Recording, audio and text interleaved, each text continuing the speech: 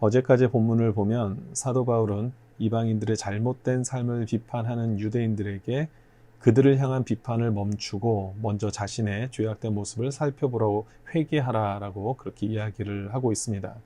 그리고 우리의 하나님은 공의의 하나님이시기 때문에 유대인이든 이방인이든 차별 없이 모든 사람들이 각자의 행한 대로 보응하시게 된다라고 그렇게 이야기를 하고 있습니다. 사실 이 이야기를 듣는 유대인들에게는 적지 않은 충격이 되었을 것으로 보입니다. 왜냐하면 당시 유대인들에게는 남다른 종교적 우월감을 갖고 있었는데요. 그것은 무엇인가 하면 하나님께서는 특별히 자신들에게만, 유대인들에게만 율법을 주셨다라는 것에 대한 우월감을 가지고 있었습니다.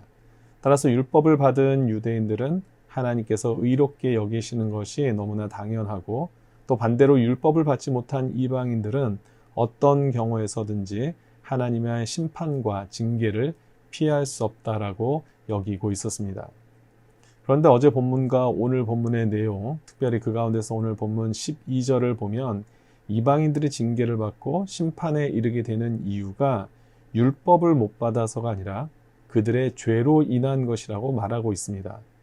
더 나아가서 율법을 받은 유대인들조차도 각자의 행위에 따라서 징계하신다라고 말씀하고 있죠.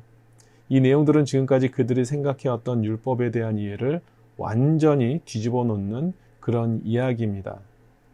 그런데 이번에는 이방인들 입장에서 받아들이기 어려운 그런 내용이 포함되어 있는 것을 보게 됩니다. 12절 말씀인데요. 무릇 율법 없이 범죄한 자는 또한 율법 없이 망하고 무릇 율법이 있고 범죄한 자는 율법으로 말미암아 심판을 받으리라. 무슨 말입니까? 율법을 받고도 율법대로 살지 않음으로 죄를 저지른 유대인들이 심판을 받는 것은 이방인들의 시각에서 너무나 마땅하죠. 반대로 율법을 받지 못한 그들 자신들은 전혀 알지 못하는 상황에서 저지른 죄를 동일하게 여기고 심판하시는 것에 대해서 너무나 부당하게 느낄 수밖에 없는 것입니다. 이러한 마음을 품은 자들에게 사도 바울이 지금 오늘 본문 24절과 15절에서 이야기를 하고 있죠. 인간의 본성과 양심이 주어졌고 그것을 통하여서 스스로 율법이 되어 하나님의 뜻을 이어갈 수 있게 된다라고 그렇게 이야기를 하고 있습니다. 여러분, 예를 들어서 노아 시대는 어떤 시대였습니까? 율법이 주어지고 난 뒤의 시대였습니까? 아니면 율법이 주어지기 이전의 시대였습니까? 그렇죠. 율법은 출애굽 이후에 이스라엘 백성들에게 모세를 통하여 주신 것이죠. 따라서 노아 시대는 율법이 없었던 시대였습니다. 그러나 그 시대를 향하여서 하나님께서는 뭐라고 말씀하십니까? 창세기 6장 6절을 보니까 땅 위에 사람 지으셨음을 한탄하셨다라고 하실 만큼 노아 시대의 사람들은 하나님 앞에 부패하고 포악함으로 가득 차 있었다라고 그렇게 표현하고 있습니다. 그 결과가 어땠습니까? 노아와 그의 가족을 제외한 모든 사람들이 홍수 심판을 받게 되었지요.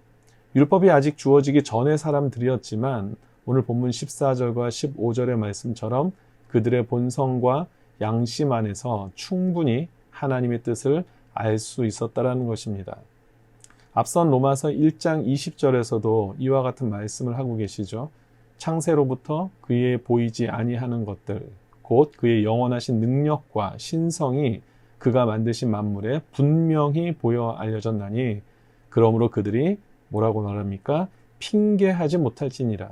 핑계할 수 없다라는 겁니다. 어느 누구도 하나님의 뜻에서 벗어난 삶에 대해서 어느 시대를 막론하고 핑계치 못하도록 하나님의 뜻을 이미 온 우주 만물에 나타내셨다라고 말씀하고 있습니다. 자, 그러면 이제 오늘 본문의 이야기를 종합해 보겠습니다. 하나님께서는 유대인들에게는 율법을 주셨지만 율법이 주어졌다고 해서 또 율법을 들었다고 해서 율법 자체가 구원에 이르게 하는 요소가 되는 것이 아니라는 것이죠. 로마서 3장 20절, 이제 며칠 뒤면 우리가 다시 묵상하겠지만 거기에 뭐라고 되어 있습니까? 율법으로는 죄를 깨닫게 되는 것뿐이다 라고 말씀하고 있습니다. 율법 자체에 구원이 있는 것이 아니라 율법은 오히려 우리의 죄를 깨닫게 하는 것입니다. 반대로 율법이 주어지지 않았다고 해서 율법이 없는 사람들에게 모든 것들에 대한 면책권을 줄 수 있는 것이 아니라는 것이죠. 왜냐하면 인간의 본성과 양심을 통해서 하나님의 뜻을 알 수 있도록 하나님께서 충분히 그런 은혜를 주셨다라는 겁니다. 죄의 인식은 부족할 수 있겠지만 죄는 여전히 있다라는 사실이죠. 중요한 것은 어느 누구도 율법을 온전히 지킴으로 또한 선한 양심껏 살아냄으로써 하나님 앞에 의로움을 인정받을 수 있는 사람은 아무도 없다라는 것입니다. 분명 노아는 율법이 없었던 시대 속에서 구원받은 것이 사실이지만 성경은 여기에 대한 이유로 결코 노아 그 자체의 노력과 수고의 결과라고 하지 않습니다. 창세기 6장 8절의 말씀을 보니까 노아는 하나님께 은혜를 입었더라 라고 말씀하고 있죠. 그렇습니다. 노아가 구원받은 이유는 결단코 노아 그 사람 자체가 율법을 잘 지켰거나 양심으로 살았기 때문이 아니라 오직 하나님의 은혜라는 것입니다.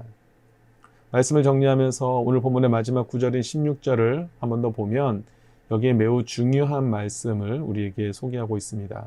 마지막 날에 하나님이 예수 그리스도로 말미암아 사람들의 은밀한 것을 심판하시게 된다라고 말씀하고 있는데요. 이것이 굉장히 중요한 우리의 영적인 메시지가 됩니다. 하나님 심판의 기준이 율법의 행위대로가 아니라 인간의 본성과 양심의 결과대로가 아니라 오직 예수 그리스도로 말미암아 판단하시게 된다라는 사실이죠. 무슨 말입니까? 하나님께서 우리를 보실 때는 여전히 죄악 속에 물들어 있는 모습입니다. 따라서 어느 누구도 인간의 양심적인 행위와 율법적인 행위로는 하나님 앞에 인정받는 그런 의로움을 갖출 수가 없습니다. 하지만 십자가에서 인간의 모든 죄값을 예수님의 보혈로 지불하신 예수 그리스도를 통해서 우리를 보실 때는 우리를 너무나 하나님의 사랑스러운 자녀로 보실 수가 있게 되고 그 하나님의 자녀로서의 인정을 하나님이 하시게 된다라는 것입니다. 또한 이로 말미암아 우리가 구원에 이르게 된다라는 사실이죠. 그 결과 성도는 율법을 지키기 위해서 노력하고 힘쓰는 것이 아니라 하나님 자녀로서 하나님 나라의 백성으로서 합당한 삶을 살아감으로 하나님을 기쁘시게 하고 또 감사함으로 기쁨으로 그 율법 안에 말씀을 순종하며 살아가게 되는 줄 믿습니다. 오늘도 예수 그리스도로 말미암아 은혜 받은 성도의 삶을 주님께 온전히 드리며 주님의 자녀된 삶을 충실히 살아내시는 우리 모든 성도님들 되시기를 주님 이름으로 축원드립니다. 아멘.